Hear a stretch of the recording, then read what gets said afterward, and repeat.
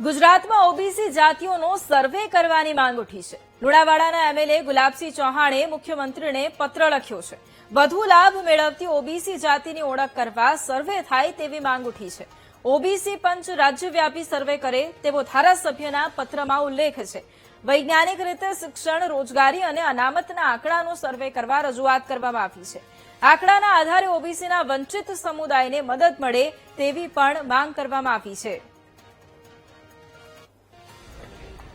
મેં તારીખ 16/8/26 રોજ મુખ્યમંત્રીશ્રીને ઓબીસીમાં સમાવિષ્ટ 147 જ્ઞાતિઓ જેટલી જ્ઞાતિઓનો સમાવેશ કરવામાં આવ્યો છે।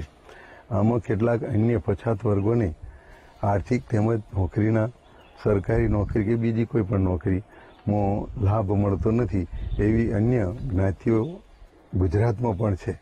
હાલ રાજસ્થાન સરકારે આ અંગે સર્વે કર્યો તો અન્ય પછાત વર્ગોને કોઈ પણ લાભ મળેલા નથી એવો સર્વે બહાર પડ્યો છે। તો આ ગુજરાતમાં પણ આવી 147 જેટલી જ્ઞાતિઓમાંથી કયા વર્ગને કેટલો લાભ મળ્યો એ અંગે સર્વેના આંકડા તાત્કાલિક જાહેર કરવા અને એ અંગે મેં મુખ્યમંત્રીશ્રીને જાણ કરેલ છે।